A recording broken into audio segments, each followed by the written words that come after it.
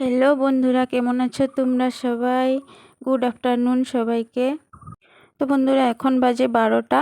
গিয়েছিলাম ছেলেকে স্কুল থেকে আনতে। তো যাওয়ার সময় আমি যখন ঘর থেকে বের হই তখন বৃষ্টি ছিল না, একটু একটু রৌদ্র ছিল। তো আমি ছাতাও নিয়ে বার হইনি। তো দেখো, হঠাৎ করে আসার সময় হুড়হুড় করে বৃষ্টি এসে গেলো। অনেক জোরে প্রচণ্ড বৃষ্টি হচ্ছে। তো আসার সময় সামনে একটা দোকান পেয়েছি, দোকানে ঢুকে গেছি এখানে ছেলেকে নিয়ে।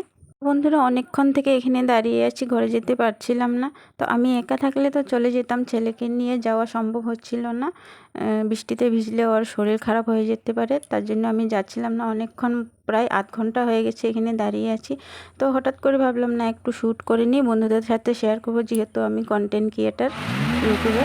তো ভাবলাম একটু বন্ধুদের সাথে শেয়ার করবো, একটু শ্যুট করে নিই। তো দাঁড়িয়ে দাঁড়িয়ে আমি শ্যুট করছিলাম, আর প্রচণ্ড বৃষ্টি পড়ছে। দেখো বন্ধুরা, জল হয়ে যাচ্ছে পুরো। কী করে ঘরে যাব আমি বুঝে পাচ্ছি না। তো বন্ধুরা, এখানে দাঁড়িয়ে দাঁড়িয়ে খিদা পেয়ে গেছে, ঘরে রান্না বান্নাও করিনি। তো তোমাদের কার কার ঘরে রান্না হয়েছে আমাকে একবার ডাকো, আমি এসে যাব। কখন ঘরে যাব আর কখন গিয়ে রান্না করব আর কখন খাবো।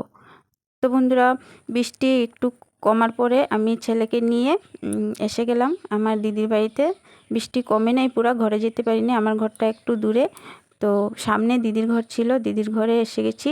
এসে এখানে ছেলেকে চেঞ্জ করিয়ে দিয়েছি। তো আমার যেহেতু কাপড় ছিল না, এখানে আমি চেঞ্জ করতে পারিনি। আর দেখো দিদিদের দোকানের অবস্থা দেখো, বৃষ্টি সব ভিজে গেছে, একদম সমস্ত জিনিসপত্র ভিজে গেছে। আর আমাদের ভাগিনা সব ভিতরে ঢুকাচ্ছে জিনিসগুলো, সব ভিজে গেছে সমস্ত জিনিসগুলো। তো আমি এখানেও এসে একটু শ্যুট করে নিচ্ছি, তোমাদের সাথে শেয়ার করব বলে। তো বন্ধুরা, আমার আজকের ব্লগটা কেমন হয়েছে জানাবে। Tata, bye bye.